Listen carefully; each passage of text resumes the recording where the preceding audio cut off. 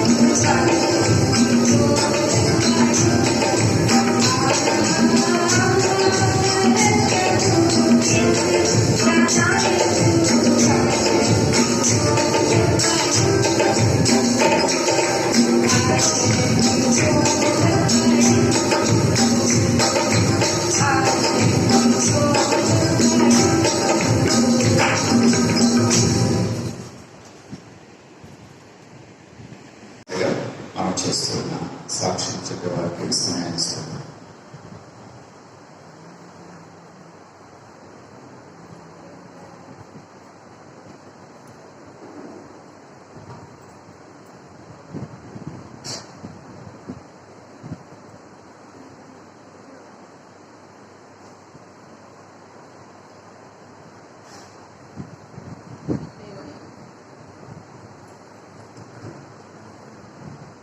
దేవుని పరిశుద్ధమైన ప్రశస్త నామానికి మహిమ కలుగును గాక.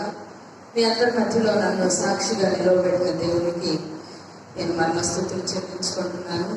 మరి 2020 సంవత్సరంలో మనందరం కూడా ఎంతో బాధలో నుంచి కరోనా అనేటటువంటి విపత్కర పరిస్థితి నుంచి నడుస్తూ ఉన్నప్పుడు మా కుటుంబం దేవుడు భద్రపరిచాడు. నేను దేవునికి స్తుతులు చెల్లించుకుంటున్నాను. మరి ముఖ్యంగా నా భర్తకి 2010 సంవత్సరంలోనే తనకి ప్రమోషన్ రావాల్సి ఉండింది. అంటే అప్పటికే ఎలిజిబిలిటీ వచ్చింది. కానీ కొన్ని కారణాల వల్ల చాలా ఆలస్యమైంది. ఒక 18 సంవత్సరాలు సేమ్ క్యాడర్లో అంటే సూపరింటెండెంట్గానే చేయాల్సి వచ్చింది. ప్రమోషన్ రాకుండానే రిటైర్ అయిపోతాడేమో అని కొంత ఆలోచన కూడా ఉంది. నిజంగా దేవుడు తన వాగ్దానం ప్రకారం తగిన కాలమందు హెచ్చిస్తాడు అని ఆయన చెప్పిన మాట ఎంతో నమ్మదగినది, శ్రేష్టమైనది. తగిన కాలమందు అంటే మేము క్రిస్మస్కి ఇక్కడ లేము, చిన్న పాప దగ్గరికి వెళ్తూ ఉన్నాము కుప్పంకి. 24వ తేదీ సాయంత్రం తనకి అసలు ఫోన్ కూడా చూసుకోలేదు. ఫోన్ చేసి ఇట్లా కంగ్రాచులేషన్స్ చెప్తున్నారు. నిజంగా దేవుడు తన పట్ల, మా పట్ల, మా కుటుంబం పట్ల ఎంతో గొప్ప మేలు చేశారు. సూపరింటెండెంట్ నుంచి తనకి అసిస్టెంట్ కమిషనర్గా ప్రమోషన్ ఇచ్చాడు. దేవునికి కోటాను కోట్ల స్థుతులు, వందనాలు, స్తోత్రాలు చెల్లించుకుంటున్నాను. మేము ఏ పార్టీ వారు, మేము ఎంతో అనంతమైన దేవుడు మమ్మల్ని ప్రేమించి ఇచ్చిన ఈ హెచ్చింపును బట్టి, ఘనతను బట్టి ఆయనకు వేలాది స్థుతులు చెల్లించుకుంటున్నాను. పోస్టింగ్ ప్లేస్ అయితే ఇవ్వలేదు ఇంకా, దయచేసి ప్రార్థనలో జ్ఞాపకం చేసుకోండి. ఇండియా వైడ్గా ఉంటాయి వాళ్ళవి ప్రమోషన్ వచ్చినందుకు. మన ఆంధ్రాలోనే ఉండున్నట్లుగా మీ ప్రేయర్స్లో జ్ఞాపకం చేసుకోమని నా ప్రేయర్ రిక్వెస్ట్ మీకు పెడుతున్నాను. తర్వాత మా ప్రయాణంలో చాలా దూరం, కుప్పం అంటే 7-8 గంటల జర్నీ. చిన్న బిడ్డతోటి పాప అలాగే రిక్కి మేమందరం కూడా వెళుతున్నప్పుడు వామిటింగ్స్ కానీ లేదా అనేకమైన అవాంతరాలు, వాటన్నింటిలో దేవుడు మమ్మల్ని కాపాడాడు. నిజంగా తిరిగి వచ్చేటప్పుడు చిత్తూరు యువతల సడన్గా జనం మూగున్నారు. ఏంటా అని చూస్తే ఒక యాక్సిడెంట్, ఒక మనిషి బోర్లా పడిపోయి ఉన్నాడు. మొత్తం అసలు వస్తువులన్నీ కింద పడిపోయి. అంటే దేవుడు ఇస్తున్న కాపుదలను మరొకసారి మేము జ్ఞాపకం చేసుకున్నాం. రాత్రి టైంలో కార్ డ్రైవింగ్లో తోడుగా ఉండి మమ్మల్ని అందరినీ కూడా కాచి కాపాడి మీ మధ్యలో నడిపించినందుకు దేవునికి స్తుతులు చెల్లించుకుంటున్నాను. ఇంకొక ప్రేయర్ రిక్వెస్ట్ ఏంటంటే, చిన్న పాపకి first year MBBS exams January 19th నుంచి జరగబోతున్నాయి. దయచేసి మీ ప్రార్థనలో జ్ఞాపకం చేసుకోండి. ఈ సంవత్సరం అంతా నిజంగా భయంగానే గడిపాం. ఎటుపోతే ఏం వస్తుందని, స్కూల్కి వెళ్ళేటప్పుడు వచ్చేటప్పుడు ఎవరెవరో ఎదురవుతుంటారు, పిల్లలతో ఉంటాం. నిజంగా దేవుని కాపుదల అంతే. దేవుని కృపను బట్టి నేను సమాజం అంతటి ఎదుట దేవుడు చేసిన మేళ్ల కొరకు ఆయన స్తుతిస్తూ, నాకు ఈ అవకాశం ఇచ్చినటువంటి పాస్టర్ గారికి కమిటీ వారందరికీ కూడా నా ధన్యవాదాలు తెలుపుకుంటూ సెలవు తీసుకుంటున్నాను.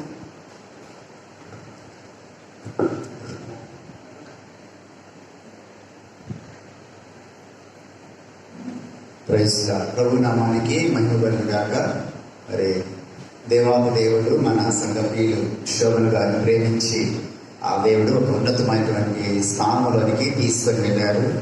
అసిస్టెంట్ కమిషనర్గా వారికి శుభాభివందనాలు తెలియపరుచుకుంటున్నాం. దేవుడు వారిని ఆశీర్వదించుగాక. వారు ఆశించినట్లుగా దేవుడు మంచి ప్లేస్మెంట్ వారికి దగ్గరగా దేవుడు దయచేయనుగాక. ఎందుకంటే మన సంఘంలో ఉన్నటువంటి వారిని దేవుడు అభివృద్ధి పరుస్తూ ఉన్నప్పుడు, మీకు ఇంకా ప్రమోషన్ ఇస్తున్నప్పుడు మీకు శాలరీస్ పెరుగుతూ ఉన్నప్పుడు, దశమ భాగాలు సంఘములో పెరుగుతూ ఉన్నప్పుడు, సంఘ ఖజానా పెరుగుతూ ఉన్నప్పుడు ఆ సంఘం అన్ని విషయాల్లో కూడా ప్రగతి పదవిలో ప్రయాణం చేస్తుంది. ఎందుకంటే మన యొక్క పిల్లలు భావితరాల వారు భవిష్యత్తులో వారు కూడా మంచి ప్రయోజకులుగా ఉండాలి. రాబోయే దినాల్లో ద యునైటెడ్ క్రిస్టియన్ చర్చ్ అంటే సంపూర్ణంగా దేవుని చేత దీవించబడిన వారుగా వారు మంచి మంచి స్థానాల్లో ఉండేదాని వరకు దేవుడు కృప చూపించిన గాక. ఇంకా ప్రమోషన్ కొరకు ఎదురు చూసిన వీళ్ళందరికీ మంచి ప్రమోషన్ దయచేసి దేవుడు తన కృపలో మిమ్మల్ని అందరినీ వర్ధిల్లించేను గాక. ప్రత్యేకంగా శోభన గారికి వందనాలు తెలియపరుచుకున్నాం. దేవుడు వారిని వారి కుటుంబాన్ని ఇంకా ఆశీర్వదించును గాక. ఆమేన్. మంచిది. ఈ శ్రేష్టమైనటువంటి సమయంలో నేటి ఆరాధన కొరకు ఏర్పాటు చేయబడినటువంటి పరిశుద్ధ లేఖన భాగములు ఇవాళ మనం చదువుకుందాం. కృత నిబంధన గ్రంథంలో నుంచి యాకోబు రాసినటువంటి పత్రిక మొదటి అధ్యాయం, యాకోబు రాసినటువంటి పత్రిక మొదటి అధ్యాయం 12వ వచనం నుండి 18వ వచనం వరకు. యాకోబు రాసినటువంటి ప్రియులార పత్రిక మొదటి అధ్యాయము 12వ. శోధన సహించువాడు ధన్యుడు, అతడు శోధనకు నిలిచిన వాడై ప్రభువు తన్ను ప్రేమించు వారికి వాగ్దానం చేసిన జీవ కిరీటం పొందును. దేవుడు కీడు విషయమై శోధింపబడనేరడు, ఆయన ఎవనిని శోధింపడు గనుక ఎవడైనను శోధింపబడినప్పుడు నేను దేవుని చేత శోధింపబడుచున్నానని అనకూడదు. ప్రతివాడును తన స్వకీయమైన దురాశ చేత ఏడవబడి మరులు కొల్పబడిన వాడై శోధింపబడును. దురాశ గర్భం ధరించి పాపమును కనగా పాపము పరిపక్వమై మరణమును కనును. నా ప్రియ సహోదరులారా, మోసపోకుడి. శ్రేష్టమైన ప్రతి ఈవియు సంపూర్ణమైన ప్రతి వరమును పరసంబంధమైనదై జ్యోతిర్మయుడగు తండ్రి యొద్ద నుండి వచ్చును. ఆయన యందు ఏ చంచలత్వమైనను గమనముల వలన కలుగు ఏ ఛాయ అయినను లేదు. ఆయన తాను సృష్టించిన వాటిలో మనము ప్రథమ ఫలముగా ఉండునట్లు సత్యవాక్యము వలన మనలను తన సంకల్ప ప్రకారము కనెను. దేవుడు తన పరిశుద్ధ వాక్యం మన వెనుకల్లో దీవించునుగాక. ఆమేన్. థ్యాంక్ యూ అండి. అదే రీతిగా ఈ సమయంలో ప్రార్థన చేసుకుందాం. ఆర్వి సుబ్బయ్య గారు వచ్చి ప్రార్థన చేస్తారు. ఒక సందేశం కొరకు ప్రార్థన. ఆర్వి సుబ్బయ్య గారు.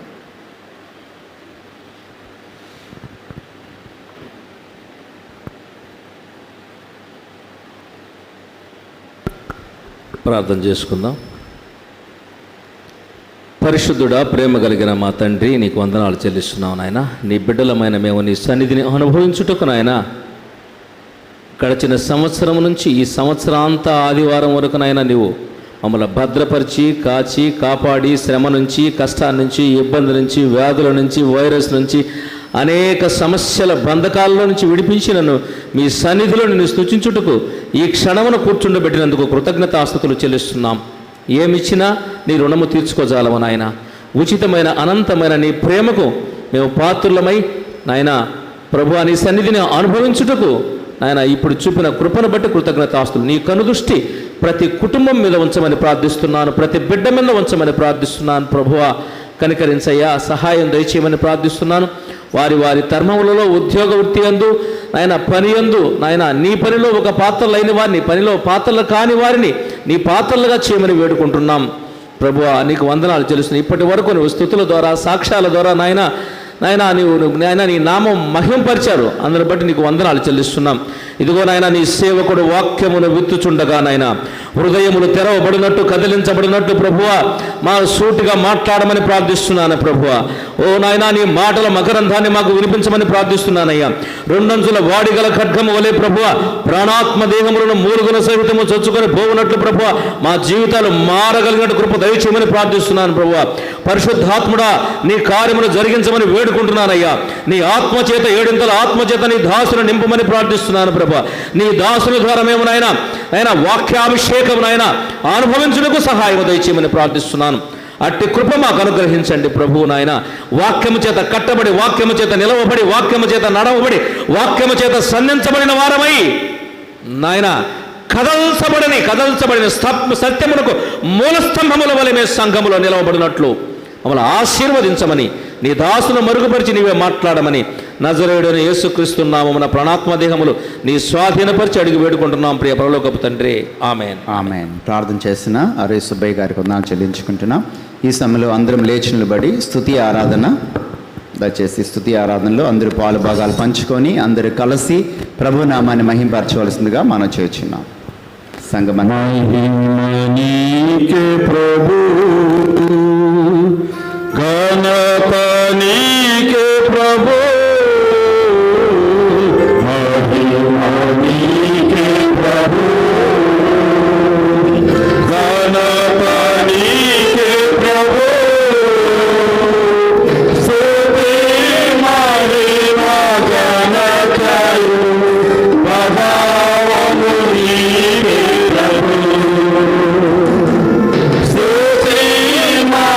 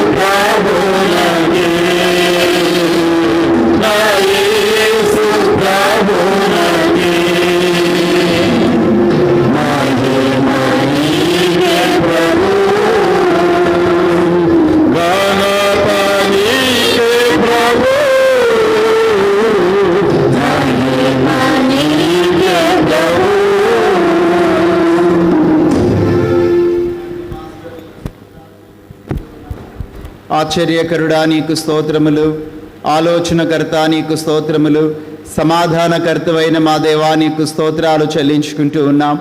మొదటివాడా కడపటివాడా నీకు స్తోత్రాలు చెల్లించుకుంటూ ఉన్నాం. ఎవరు సమీపించలేని తేజస్సులో నీవు మాత్రమే ప్రకాశించుచున్నటువంటి అమరత్వము కలిగిన మా స్వామి నీకు వందనములు చెల్లించుకుంటూ ఉన్నాం. మా ప్రాణాత్మ దేహాలు సజీవ యాగముగా తండ్రి నీకు సమర్పించుకుంటూ ఉన్నాం. నీవే రాజులకు రాజు అని, ప్రభులకు ప్రభుడు అని, మా అంతరంగికుడు అని తండ్రి, మమ్మలను పరిపాలించేటువంటి రాజు అని తండ్రి నీ పాదపీఠం ఎదుట సాగిలపడుచున్నాము తండ్రి. మా ప్రాణాత్మ దేహాలు నీకు సమర్పించుకుంటున్నాం ప్రభువా. ఆకాశం మట్టుకు నీ నామాన్ని హెచ్చించిన ఆయన ఇదిగో నీ పాదపీఠం ఎదుట సాగిలపడుచున్నాం. సర్వేశ్వరుడైన దేవా నీకు స్తోత్రాలు చెల్లించుకుంటున్నాము తండ్రి. ఈ ఘనమైన సమయంలో పరిశుద్ధుడైన తండ్రి ఇదిగో నీ కృపాసనం మీద చేరినానా ఇదిగో ఆత్మతో సత్యముతో ఆరాధించుట కొరగాను మీరు మాకిచ్చిన భాగ్యాన్ని బట్టి స్తుతిస్తున్నాం. అల్పులము అయోగ్యము తండ్రి నాయన, మట్టి పురుగుల వంటి దుమ్ము కణములమైన మమ్మల్ని ప్రేమించి నాయన నీ పాద సన్నిధిలో మమ్మల్ని చేర్చుకున్న విధానాన్ని బట్టి కృతజ్ఞతలు తండ్రి చెల్లించుకుంటూ ఉన్నాం. ఈ ఘనమైన సమయంలో నీ దాసుడను నీ పక్షం నిలబడి ఉండగా మీ కృప చూపించండి.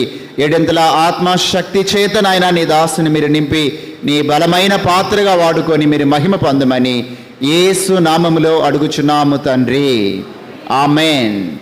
దయచేసి అందరం కూర్చుందామండి.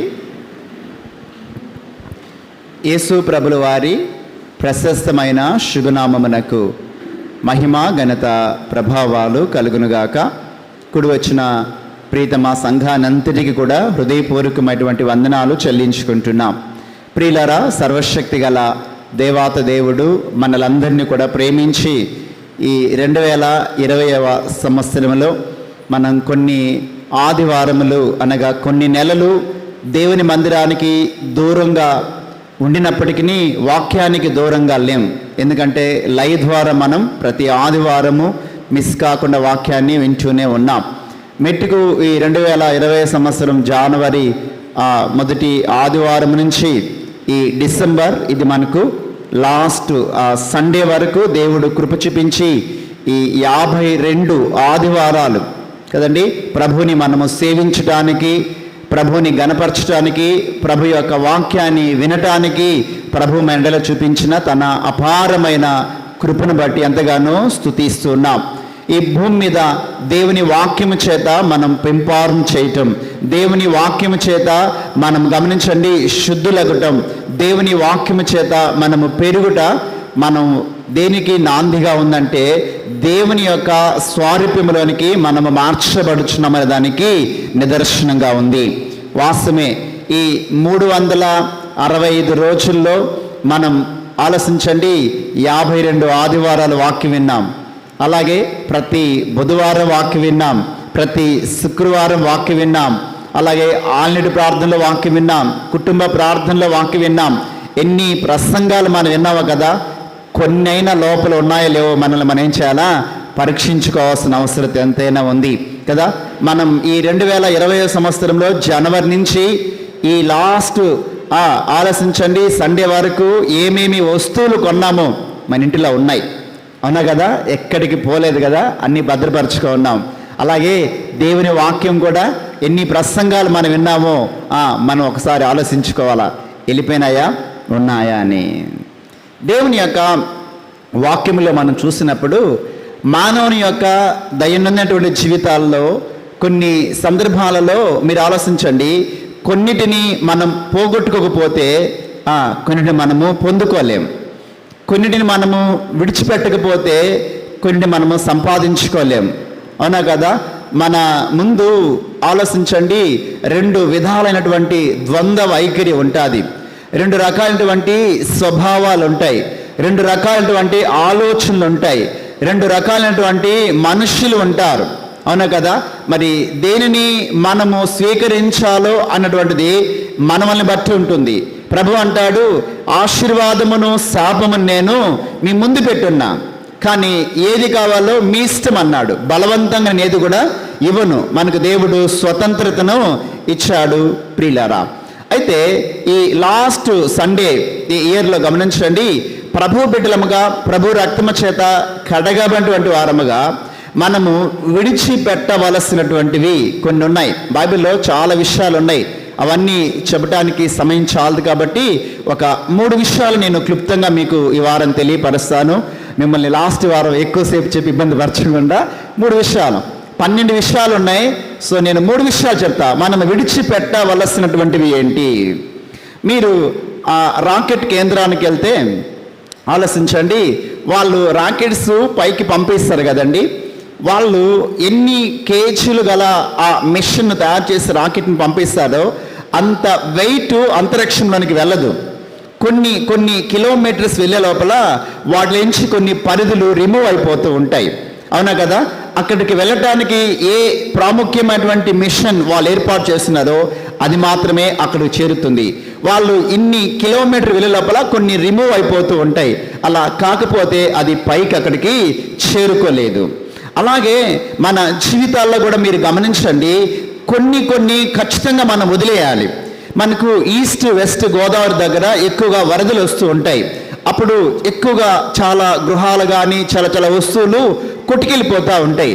ఇలా కొంతమంది వెళ్ళి కొన్ని మేము తెచ్చుకోవాలని వెళ్ళారంట. వెళ్ళి కొట్టుకొని వస్తుంటే ఒక్కొక్కరు దూకి వాళ్ళకి దొరికింది తీసుకొస్తూ ఉన్నారు. ఒక వ్యక్తి మంచి గజేతగాడు, నేను చాలా పెద్ద వస్తువు తెచ్చుకోవాలని చెప్పి వీళ్ళందరికంటే కొంచెం లోతుకి వెళ్ళాడు. చాలా పెద్ద వస్తువు వస్తూ ఉంది, ఆహా నాకు చాలా పెద్ద వస్తువు వస్తుంది, అది నాకు దొరుకుతుందని చెప్పి వీళ్ళందరినీ కాదని అతను లోపలికి వెళ్ళి దాన్ని పట్టుకున్నాడు. వీళ్ళందరూ చూశారు, అరే వీడికి చాలా పెద్ద వస్తువు దొరికిందిరా, వీడు చాలా కష్టపడ్డారు అనుకున్నారు. మొత్తం మీద వాడు దాన్ని పట్టుకున్నాడు, పోతా ఉన్నాడు. వీళ్ళంతా చూసి, అరే వచ్చిరా, ఏం వెళ్ళిపోతావు సముద్రంలోకి, వచ్చిరా అంటుంటే ఆలోచించండి, దాన్ని వదిలిపెట్టి దాన్ని తీసుకుని వచ్చారంటే వీడు అంటున్నాడు, అరే అది వస్తువు కాదురా అన్నాడు.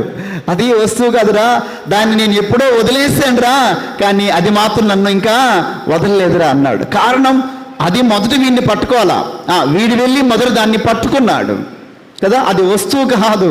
ఆలోచించండి, అది వీడిని గట్టిగా పట్టుకున్నది, వీడిని వదలలా, చివరికి వీడిని తీసుకెళ్ళిపోయింది సముద్రంలోనికి. అంటే ఈ లోక ఆశలు, లోకములో ఉన్నటువంటి అపవాది సంబంధించినవన్నీ ఎలాంటివంటే మనం వెళ్ళి జస్ట్ టచ్ చేసేంత వరకు మాత్రమే, ఆ క్షేత్రం దగ్గరికి వెళ్ళేంత వరకు మాత్రమే మన పని. తర్వాత అవి మనల్ని చూసుకుంటాయి. అవునా కాదండి? తర్వాత అవి మనం చూసుకుంటాయి. అవునా కదా? మీరు ఆలోచించండి, 1-2 సార్లు మనం ఐస్ క్రీమ్కి వెళ్ళి ఐస్ క్రీమ్ తిన్నాం అనుకోండి, తర్వాత ఆ వేలు వెళ్ళినప్పుడల్లా ఏమనిపిస్తుంది, వెళ్ళి ఒక ఐస్ క్రీమ్ తింటే బాగుంటుందేమో అనిపిస్తూ ఉంటుంది. అవునా కదండి? కొన్ని మనల్ని అంతగా ఆకర్షిస్తూ ఉంటాయి. అందుకని వాక్యం చెబుతుంది, మన జీవితంలో మనము కొన్ని విడిచిపెట్టాలి. చూద్దామా? యాకోబు రాసిన పత్రిక 1వ అధ్యాయం 15వ వచనంలో, దురాశ గర్భము ధరించి పాపమును కనగా పాపము పరిపక్వమై మరణమును కనును. చాలా స్పష్టమైనటువంటి మాట ఇది. ఈ మాట మానవజాతి అంతటికి కూడా సంబంధించిన మాట ఇది. వాస్తవమే, ఆదిలో ఇదే కలిగింది. ఆదాము ఆలోచించండి, తన భార్య ఈవాకి. అందుకని వారికి దురాశ కలిగింది. ఏమని? దేవుడు తినవద్దున్నటువంటి ఆ ఫలవృక్షములను తినాలని. అవునా కదండి? మనకు తెలుసు, ఈవా తిన్నది, తన భర్త కూడా ఇచ్చింది, ఇద్దరు కూడా తినేశారు. ఆ దురాశ ఏమైందని గర్భం ధరించింది. లస్ట్ కదా, చాలా భయంకరమైనటువంటిది. ఈ పదం అనేదే చాలా అసహ్యమైనటువంటిది, లస్ట్ అనేటువంటిది. ఈ దురాశ అనేటువంటిది మనిషిలో తెలియకుండానే చోటు చేసుకుంటుంది. అవునా కదండి? దురాశ చాలా భయంకరమైనటువంటిది. మీరు చూడండి, ఒక 2 వ్యక్తులు పక్క గృహాల్లో ఉండాలనుకోండి, అతనికి ఇతనికి సమానంగా ఉండే బిల్డింగ్స్. ఎప్పుడైతే పక్క వ్యక్తి పైన ఫ్లోర్ వేస్తాడో అప్పుడు వచ్చేస్తుంది తెలియనటువంటి ఒక దురాశ. ఎప్పుడైతే కారు కొంటాడో అప్పుడు వచ్చేస్తుంది దురాశ. వాళ్ళ పిల్లలకి మెడిసిన్లో సీట్ వస్తే చాలు, మంచి గవర్నమెంట్ ఎంప్లాయ్ అల్లుడుగా దొరికితే చాలు. ఆలోచించండి, ఒక తెలియనటువంటి దురాశ వచ్చేస్తుంటుంది వాళ్ళ మీద. మనకు ఏదో ఒకటి కీడు చేద్దాం, ఏదో ఒకటి హాని కలుగు చేద్దాం అనుకుంటుంటాం మనం కదా, లేకపోతే ఏదో ఒకటి ఇబ్బంది కలుగు చేద్దాం ఉంటారు. ఈ దురాశకి కర్త ఎవరంటే ఆలోచించండి, అపవాది. నీలో దురాశ వచ్చింది అంటే ఒకడు ఎంటర్ అయిపోయాడు. ఎవరు ఎంటర్ అయిపోయాడు? అపవాది ఎంటర్ అయిపోయాడు అంతే. ఎంటర్ ద డ్రాగన్ అంతే, వాడు ఎంటర్ అయిపోయాడు అంతే. వాడు ఎంటర్ అయిపోయాడు అంటే మీకు తెలుసా, అపవాది యొక్క తత్వం ఎట్లాంటిదంటే, వాడు ఒకసారి లోపలికి ఎంటర్ అయిపోతే వాడు ఏమి చెయ్యాలి అనుకున్నాడో దాన్ని చేసేంత వరకు వాడు వెళ్ళడు, మనం విడిచిపెట్టి బలవంతం చేస్తాడు. తెలుసా మీకు, ఒక గ్రీకు పండితుడు ఏమంటాడంటే, ఒక పురుషుడు ఒక ఒంటరి స్త్రీని చూసినప్పుడు తన కామాన్ని తీర్చుకోవటానికి ఎంతగా బలవంతం చేసి ఆమెను వశపరుచుకొని తన ఆశను తీర్చుకుంటాడో, అపవాది కూడా అలాంటి వాడేనంట. లోపలికి వాడు ఎంటర్ అయితే నువ్వు వద్దు వద్దు అన్నా వాడు ఏమాత్రము ఒప్పుకోకుండా, ఆలోచించండి, మనను బలవంతం చేసి ఆ దురాశ మనంలో ఆ కార్యసిద్ధి కలిగేటట్లుగా చేసేటువంటి వాడు అపవాది. ఒక ప్రశ్న, నీలో ఎప్పుడైనా దురాశ చోటు చేసుకున్నదా? మీకు ఒక వ్యక్తి నేను మీకు చూపిస్తాను, చూడండి ప్రియురా. 2వ రాజుల గ్రంథము 5వ అధ్యాయం, 2వ రాజుల గ్రంథం 5వ అధ్యాయము 20వ వచనము నుండి. అంతటా దైవజనుడైన ఎలీషాకు సేవకుడగు గెహాజీ, సీనునైన ఈ నయమాను తీసుకుని వచ్చిన వాటిని అంగీకరించుటకు నా యజమానికి మనస్సు లేకపోయాను గాని, యెహోవా జీవముతోడు, నేను పరిగెత్తుకొని పోయి అతన్ని కలుసుకొని అతని యొద్ద ఏదైనా తీసుకుందని అనుకోని నయమాను కలుసుకుంటకై పోవచ్చుండగా, నయమాను తన వెంబడి పరుగున వచ్చుచున్న వానిని చూచి తన రథం మీద నుండి దిగి వాడిని ఎదుర్కొని క్షేమమా అని అడిగాను. అతడు క్షేమమే అని చెప్పి, నా యజమానుడు నా చేత వర్తమానం పంపి, ప్రవక్తల శిష్యుల్లో 2 యవనులు ఎఫ్రాయిము మన్యం నుండి నా యొద్దకు ఇప్పుడే వచ్చిరు కనుక నీవు వారి కొరకు 2 మనుగుల వెండియు 2 దుస్తుల బట్టలను దయచేయమని సెలవిచ్చుచున్నాడనెను. చూసారా ఎవరండి ఈ వ్యక్తి? గెహాజీ. గెహాజీలోనికి ఏమొచ్చేసింది? దురాశ వచ్చేసింది, దురాశ. నేనేమంటా అంటే, ఏలియా తర్వాత ఎలీషా తర్వాత గెహాజీ. మీకు తెలుసా, ఒకవేళ గెహాజీ నమ్మకంగా ఉండుంటే రాసుల 1వ గ్రంథం 2వ గ్రంథంలో ఇంకా ఒక 20-30 పేజీలు చేర్చబడాల్సింది. ఎందుకో తెలుసా, ఏలియా 7 చేస్తే ఎలీషా 14 అద్భుతాలు చేశాడు. ఇప్పుడు ఈయన 14 చేస్తే ఈయన 2 ఆత్మలు పొందుకుంటే 14 + 14 అన్ని అద్భుతాలు చేయాలా? అవునా కదా? ఇంకొక 10 లేకపోతే 20 పేజీలు రాజుల గ్రంథంలో చేర్చబడాలి. సో వాస్తవానికి అదే స్థితిలో ఉన్నాడు గెహాజీ. ఎందుకంటే ఆ దినాల్లో ఎలీషా ఒక టీచర్, బోధకుడు. ఆయనకి ఒక ప్రీచింగ్ స్కూల్ ఉంది. చాలా మంది ప్రవక్తలు వచ్చి ఆయన దగ్గర తరబిదు పొందుకుంటూ ఉన్నారు. అలాంటి వారిలో గెహాజీ చాలా అద్భుతమైనటువంటి మంచి స్టూడెంట్. ఆయన స్టేట్ ఫస్ట్ ర్యాంకర్ ఆయన థియాలజీలో. అందుకని తన దగ్గర పెట్టుకున్నాడు. తన తర్వాత ఆ బాధ్యతలు ఇతనికి అప్పగించాలి. ఆలోచించారా? అయితే ఈ కుష్టి వ్యాధి గల ఎవరండి ఆయన? నయమాను తీసుకుని వచ్చిన వాటిని ఈ ఎలీషా వద్దు అని తిరస్కరించినప్పుడు వాటిని ఎప్పుడైతే చూశాడో ఇతని లోపలికి ఏమొచ్చేసింది? దురాశ అనేది ఎక్కువగా దేని మీద ఆధారపడి ఉంటుందంటే, ఆలోచించండి, మనము చూసేటువంటి దాన్ని బట్టి, విజన్ కదండి. ఎప్పుడైతే మనం చూస్తామో మనకు అనిపిస్తుంది ఏమని, నాకు కూడా ఆ నెక్లెస్ ఉంటే ఎంత బాగుంటుందో నా మెడలో, మాకు కూడా ఆ కారు ఉంటే ఎంత బాగుంటుందో, మాకు కూడా ఆ బిల్డింగ్ ఉంటే ఎంత బాగుంటుందో. మాకు కూడా ఉంటే బాగుంటుంది అనుకోవడం తప్పలేదు, కానీ నాకే ఉంటే ఎంత బాగుంటుందో. దురాశ చాలా ప్రమాదకరమైనటువంటిది.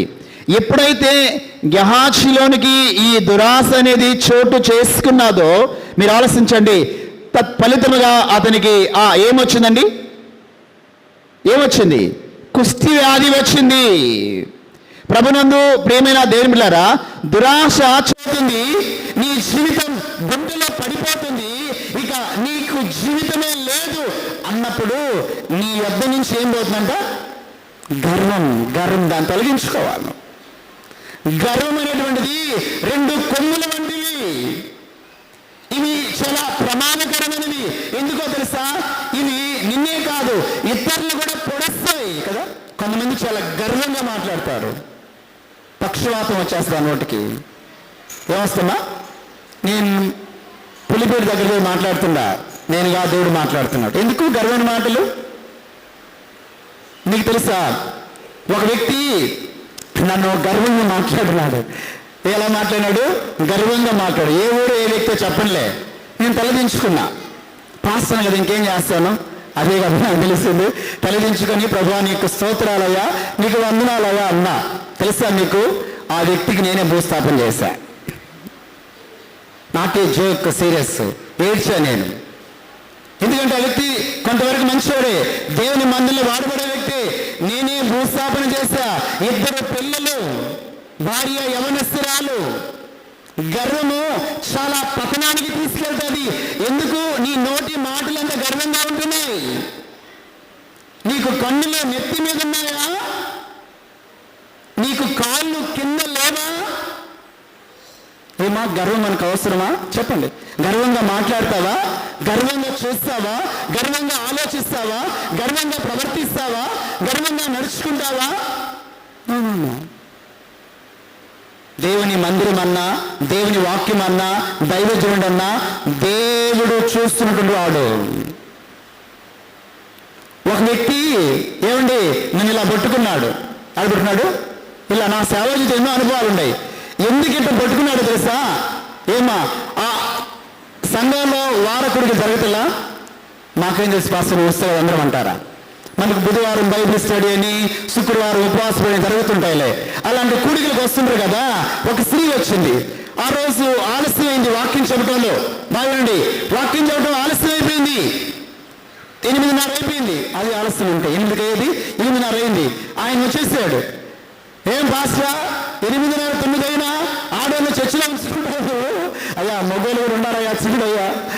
8:30 అయినా ఇంతమంది ఆడవాళ్ళు చర్చిలో ఉంచుకుంటూ వచ్చారు. అరవయ్యా అన్న, మొగోలు చూడన్నా, వాళ్ళు ముసలోళ్ళు ఉండాలే, వాళ్ళు ముసలోళ్ళయ్యా అన్నాడు. అయ్యా వాక్యమే కదా చెప్తున్నా, వాక్యం బోధిస్తున్నా కదంటే బయట చాలా గర్వంగా మాట్లాడి, అయ్యా అట్లా మాట్లాడక ఏంటి నేను ఇలా పట్టుకున్నాడు. ప్రభుకు స్తోత్రం అని చెప్పా. ఏం చెప్పాను? ప్రభుకు స్తోత్రం. ఈ రోజు కూడా మనుషులు ఉన్నాడు పక్షవాతంతో. ఈ రోజు కూడా మనుషులని అన్ని అతనికి. జాగ్రత్త. సంఘం జోలికి పోవద్దు, దేవుని జోలికి పోవద్దు, దైవజనుడి జోలికి పోవద్దు. తప్పదు. దేవుడు ఊరుకోడు. ఈ కృపాకాలంలో వెంటనే పనిష్మెంట్ ఆలస్యం ఉండదు. దేవుని వాక్యం మనకి ఏమని బోధిస్తుంటే, గర్వించినటువంటి వారి యొక్క గద్దెని దేవుడు దించేస్తున్నాడు. అపవాది గర్వించింది. ఏమని? ఇదిగో దేవా నీ సింహాసనం నాకు కావాలి, ఇస్తావా ఇవా అని దేవునితో ఫైట్ చేసింది. తెలుసా మీకు? గర్వించింది పరలోకంలో. ఏం చేస్తాడు దేవుడు? పరలోకములో లేకుండా ఏం చేస్తాడు? కిందకి నెట్టి వేసేసాడు. అభిషేకించబడిన కెరూబుని కిందకి నెట్టిన దేవుడు నువ్వు నేను పెద్దదే. ఇంకొక వ్యక్తిని మీకు చూపిస్తాను చూడండి, మరొక వ్యక్తిని మీకు చూపిస్తాను చూడండి. 2వ దినవృత్తాంతాల గ్రంథం చూడమ్మా, 26వ అధ్యాయం, 2 Chronicles chapter 26 verses 16, 16. 2వ దినవృత్తాంతాల గ్రంథము 26:16. అయితే అతడు స్థిరపడిన తర్వాత అతడు మనస్సును గర్వించి ఏమిటమ్మా? ఎప్పుడు గర్వం వచ్చింది? ఎప్పుడు గర్వం వచ్చింది? స్థిరపడిన తర్వాత మనస్సులో గర్వించి చెడిపోయాను. అతడు దుమపీఠం మీద దుమ్ము వేయుటకై యెహోవా మందిరంలో ప్రవేశించి తన దేవుడైన యెహోవా మీద ద్రోహము చేయగా, యాజకుడైన అజర్యాయు అతనితో కూడా ధైర్యవంతులైన యెహోవా యాజకులు ఎంతమంది? 8 మంది అతని వెంబడి లోపలికి పోయి వారు రాజైన ఉజ్జియాను ఎదిరించి, ఉజ్జియా యెహోవాకు దుమ్మువేటికై ప్రతిష్ఠింపబడిన అహరోను సంతతి వారైన యాజకుల పనియే గాని నీ పని కాదు, పరిశుద్ధ స్థలముల నుండి బయటికి పొమ్ము, నీవు ద్రోహము చేసి ఉన్నావు. దేవుడైన యెహోవా సన్నిధిని ఇది నీకు ఘనత కలుగు చేయదని చెప్పగా, ఉజ్జియా ధూపము వేయుటకై ధూపార్తిని చేత పట్టుకొని రౌద్రుడై యాజకుల మీద కోపము చూపాను. అమ్మ ఎవరి మీద కోపం చూపించాడు? చెప్పండి అమ్మా, మీరు చెప్తే భలే బాగుంటుందిలే. చెప్పండి, ఎవరి మీద? మేమేం చేస్తాము కోపం చూపిస్తే? కొట్టించిన వాళ్ళమే, చంపేసినా చచ్చిపోయారు, అసాక్షి అయిపోయారు కదా, తిట్టుకునే వాళ్ళే. రాజుగారు పని చేయాలా? దేవుని మందిలోకి వెళ్ళిపోయాడు, దూపడితో వెళ్ళిపోయాడు, ధూపాన్ని వేయబోతున్నారు, యాజకులు వచ్చేస్తారు. రాజుగారు అది మీ పని కాదండి, దానికి మేమున్నామండి, అది మా పని. గుర్రం పని గుర్రమే చేయాలా? గాడిద పని గాడిద చేయాలి. చేయకూడదు, నా మాటిను, ఇది నీకు ఘనత కాదు. రాజుగారు ప్లీజ్ అన్నప్పుడు ఏమొచ్చిన రాజుగారికి, చేతం ఇచ్చేది మేము ఉండమంటే ఉండాలా, పొమ్మంటే పోవాలా, మాది అథారిటీ. నువ్వు నా చెప్తావా, ఉండాలనుందా పోవాలనుందా? అది కాదు రాజుగారు, ఇది మీ పని కాదు కదా, అది మా పని కదా అన్న రాజుగారికి ఏమొచ్చిందండి, రౌద్రుడైపోయాడంట. చెప్పండి, యాచకుల మీద కోపాన్ని కనపరిచాడంట, యాచకుల మీద కన్నెర్ర చేశాడంట. చూడండి నెక్స్ట్ ఏమొచ్చిందో చూద్దాం. 19 ఉజ్జియా దుమ్మువేటికై ధూపార్తిని చేత పట్టుకొని రౌద్రుడై యాచకుల మీద కోపము చూపెను. యెహోవా మందిరములో ధూప పీఠము ప్రక్క నతడు ఉండగా యాజకులు చూచుచూనే ఉన్నప్పుడు, చదవండి అమ్మ అందరూ చదవండి,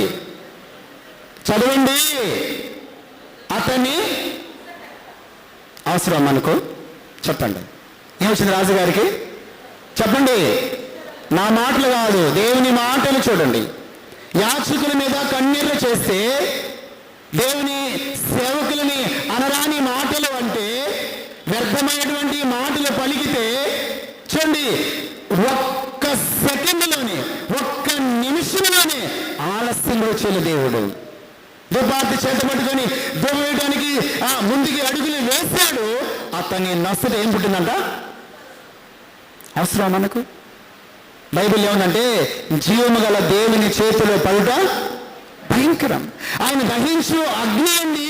దేవునితో చెలగాటాలా, దేవుని సంఘముతో చెలగాటాలా, దేవుని సేవకునితో చెలగాటాలా, దేవుని వాక్యముతో చెలగాటాలా? దేవునితో పెట్టుకోబాకండి.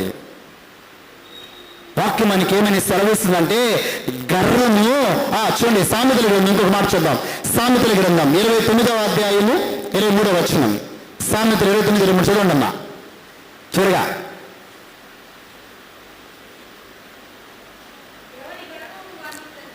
ఎవని గర్వం అని ఏం చేస్తాంట, హెచ్చిస్తుందా? అది నువ్వు గర్వపడుతున్నావంటే పతన స్థితికి వెళ్ళిపోతున్నావని అర్థం. నువ్వు గర్విస్తున్నావంటే నాశనం అనే కోపంలోనికి వెళ్ళిపోతున్నావని అర్థం. 2 in 1, 2 రకాలుగా ఆలోచించండి. ఆత్మ సంబంధంగా మనకు గర్వం వద్దు, భౌతికంగా మనకు గర్వం వద్దు. మనం ఎంత చదువుకున్నా, ఎంత ఉన్నతమైన స్థితిలో ఉన్నా, ఒకవేళ దేవుడు మనల్ని, మన బిడ్డల్ని ప్రేమించి ఎంత ఔన్నత్యమైన స్థితిలో దేవుడు ఒకవేళ మనల్ని ఉంచినా, చెప్పండి మనం ఏం పడకూడదండి, చెప్పండమ్మా, చాలా ప్రమాదం.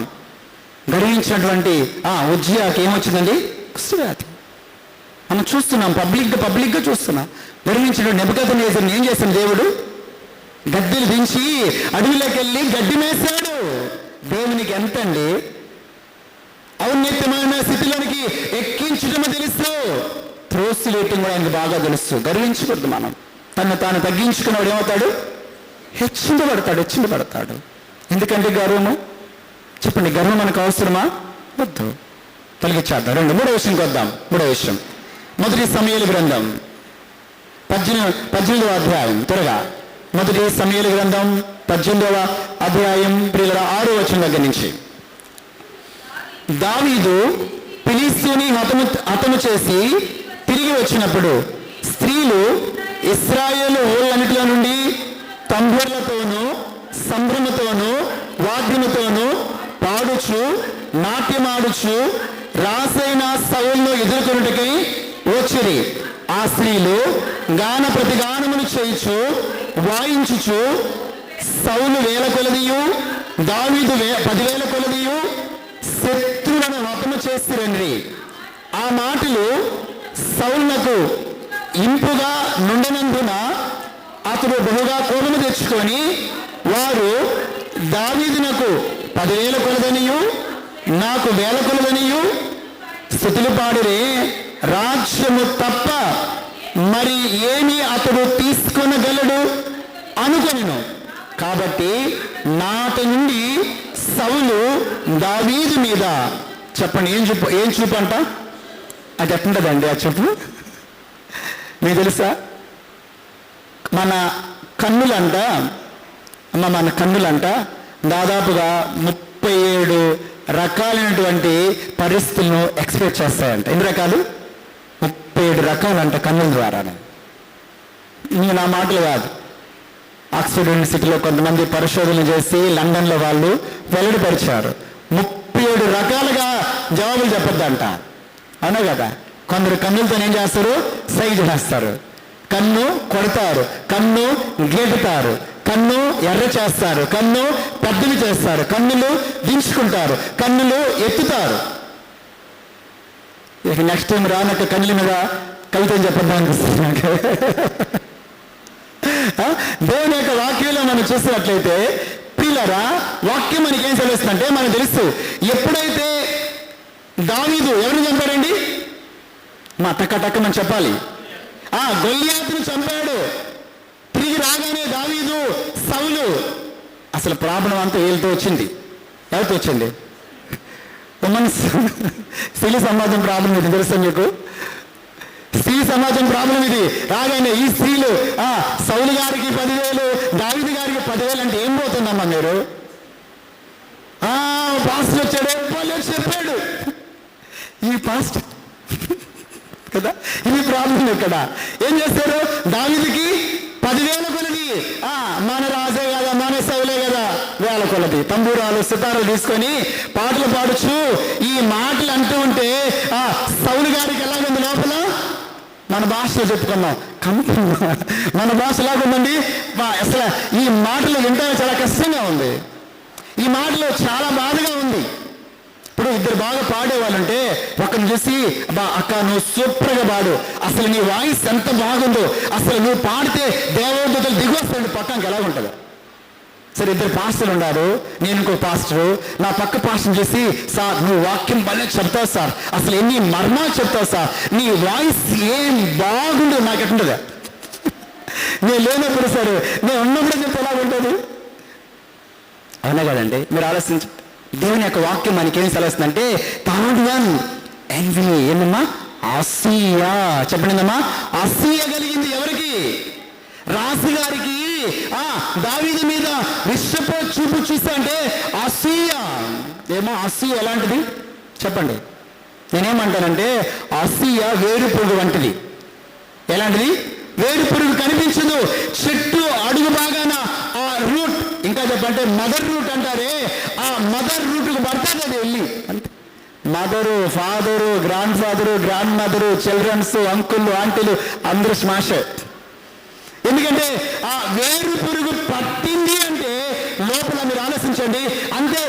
ఆ చెట్టు నాశనం, చెట్టు మీద ఆధారపడ్డ వాళ్ళు కూడా నాశనమే. ఏమా అసూయ ఉందా నీలో? చెప్పండి, అసూయ ఉందా? ఎదుటివారు మంచి పట్టుచీర కట్టుకుంటే అసూయ, ఎదుటివారు గోల్డ్ కొంటే అసూయ, ఎదుటివారికి మంచి గవర్నమెంట్ ఎంప్లాయ్ సంబంధం వస్తే అసూయ, ప్రమోషన్ వస్తే అసూయ, బిల్డింగ్ కడితే అసూయ. మీకు తెలుసా, అసూయ పరులను దేవుడు ఎప్పుడు దీవించడం గుర్తుపెట్టుకోండి. మీరు ఒక సీక్రెట్ తెలుసుకోవాలి. మన పక్కనోడు బిల్డింగ్ కట్టానుకోండి, మన పక్కనోడు మంచి ప్రమోషన్ ఇచ్చిననుకో, నువ్వేం చేయాలి? ఇచ్చింది ఎవరు? చెప్పండమ్మా. మన దేవుడు. అతను మన దేవుడు. తండ్రి నువ్వు ఇచ్చావా, నీకు స్తోత్రం, నువ్వు ఇచ్చేవాడు అని మాకు తెలుసయ్యా, అందరికీ స్తోత్రం అయిపోయిందంటే ఆడకి సీక్రెట్ అండి. ప్రభా నువ్వు ఇచ్చేవాడు అని మాకు తెలుసు, నువ్వు ఇస్తావు ప్రభా, ఆ బ్రదర్కి ఇచ్చావు, ఆ అస్సకి ఇచ్చావు. ఎవరయ్యా? మేమంతా ఒకటే కదా, థ్యాంక్ యూ ఫాదర్, నువ్వు మా అందరికి ఇస్తావయ్యా అంటే అర్థం ఏంటి? సింపుల్, చాలా సింపుల్. అసూయ చాలా ప్రమాదకరమైనటువంటిది. అది వేరు పురుగు వంటిది, అది క్యాన్సర్ కణము వంటిది. ఒక్క కణము ప్రవేశిస్తే చాలు నీ జీవితాన్ని తినేస్తుంది. చూడండి, ఒక ఎగ్జాంపుల్ మీకు చూపిస్తా. పరిశుద్ధ గ్రంథంలో మనం చూసినప్పుడు పౌలు గారు తీతుకు రాసిన పత్రిక 3వ అధ్యాయం 3వ వచనం, తీతు 3:3 చదువుకుందామా? అమ్మా ఏముంది అక్కడ? చదవండి. ఎందుకనగా మనము కూడా మునుపు అవివేకులను, అవిధేయులమును, మోసపోయిన వారమును, దాసులమైండి దుష్టత్వమందును అసూయ యందును అక్కడ ఆగదాం. అసూయ ఎందుకు ఏం చేస్తున్నాం? కాలం గడుపుతూ ఉన్నాం. మన కాలం అంతా ఇదే, అసూయ అసూయ అసూయ కదా. అసూయ ఏమండి ఎప్పటి నుంచి ఉంది అసూయ? చెప్పండి. సండే స్కూల్ నుంచి ప్రారంభం అవుతుంది. ఎప్పటి నుంచి? సండే స్కూల్ నుంచే ప్రారంభమవుతుంది అసూయ. ఎంత వృద్ధాప్యంలోకి వచ్చినా ఈ అసూయ పోవటం లేదు.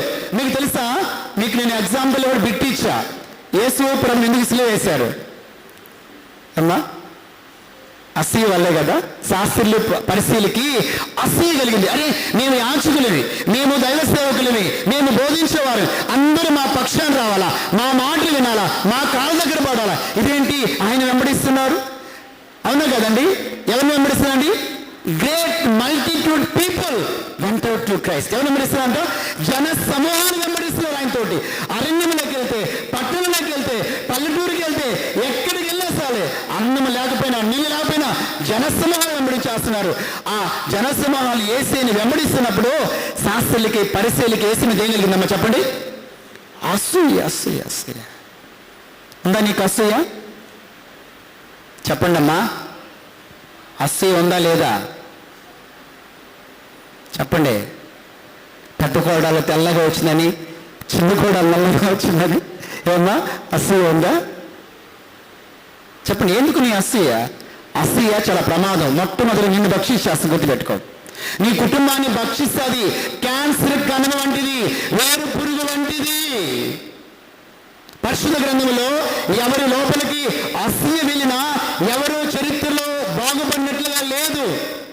ఎదుటి వారి యొక్క మేలును కోరుకోకపోతే, ఎదుటి వారి యొక్క అభివృద్ధిని నువ్వు కోరకపోతే, ఎదుటి వారి యొక్క అభివృద్ధిలో సంతోషాన్ని నువ్వు చూడలేకపోతే, తెలుసా నేను సావుకు వచ్చిన కొత్తల్లో ఒక పేపర్ చదువుతున్నాను. అప్పుడు ఈనాడు పేపర్ చదువుతున్నాను. ఈనాడు పేపర్ చదువుతున్నప్పుడు ఒక స్త్రీ ఉరేసుకున్నది అమ్మ పేపర్లో. ఎందుకు ఉరేసుకున్నదంటే తోడి కోడాలు. ఏంటంటమ్మా? తోడి కోడాలు. ఏం జరిగిందంటే ఆలోచించండి. తోడి కోడలకి ఏం జరిగిందంటే లాటరీలో సీట్ వచ్చిందంట. ఇద్దరు లాటరీలు ఉన్నారంట.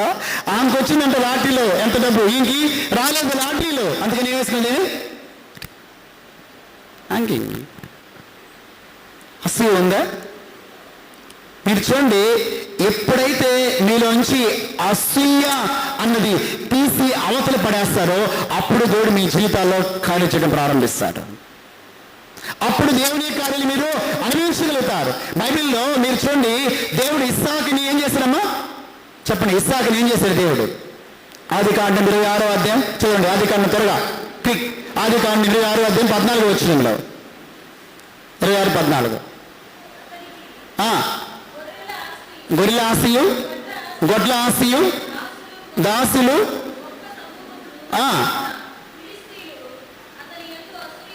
ఫిలిష్తీయులకు ఏం కలిగిందంట చెప్పండి. దేవుడు ఇస్సాకుని దీవించాడు. ఆ దినాల్లో దీవులకు నాంది ఏమిటో అన్నీ ఇచ్చేశారు కదా. అందమైన వారిని చూస్తే అసూయ, ఎదుటివారి బంగారం చూస్తే అసూయ, ఎదుటివారి కార్లు కొంటే అసూయ, బిల్డింగ్లు కొంటే అసూయ, ఎదుటివారి పిల్లలు బాగా చదువుతుంటే, మంచి ర్యాంకులు వస్తే, మంచి ప్లేస్మెంట్స్ వస్తే అసూయ. జాగ్రత్త. వాక్యం మనకి ఏమని బోధిస్తా అంటే అసూయకు నాంది అపవాది. అసూయను మన లోపల పెట్టేవాడు వాడే.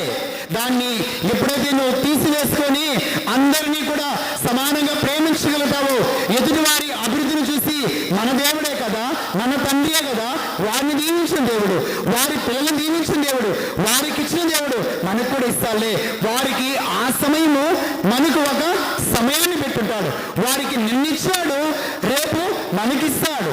లాస్ట్ ఇయర్ వాళ్ళ పిల్లలకి ఇచ్చాడు, నెక్స్ట్ ఇయర్ మన పిల్లలకు కూడా ఇస్తాడు అన్న భావన ఎప్పుడైతే నీలో ఉంటుందో ఖచ్చితంగా ఏం చేస్తాడు దేవుడు? 100% నీకు ఇస్తాడు. 100% నీకు ఇస్తాడు. లేకపోతే నేను కూడా పొందుకోలేవు. తెలుసా? ఉందా అసూయ? తీసేయి. చెప్పండి, ఏం చేయాలమ్మా? తీసేస్తారా తీసేయరా చెప్పండి. ప్రియమైన తల్లులారా, తండ్రులారా, ఈ 3 మనలో ఉండకూడదు. మొట్టమొదటి ఏంటి చెప్పండి? లాస్ట్ దురాశలు. దురాశలు వస్తున్నాయా? ఎక్కడికి వెళ్ళిపోతున్నావా? గాలి మేడలా? దురాశలు వద్దు. ఇది అపవాదికి సంబంధించినవి, ఈ లోక సంబంధమైనటువంటివి మనకొద్దు. దురాశలు తీసేద్దాం, మనం దూరపరిచేద్దాం. వద్దు ప్రభా, నాలో ఈ దురాశలు రాని వద్దు ప్రభా, తీసేయి. రెండోది ఏంటమ్మా? గర్వం.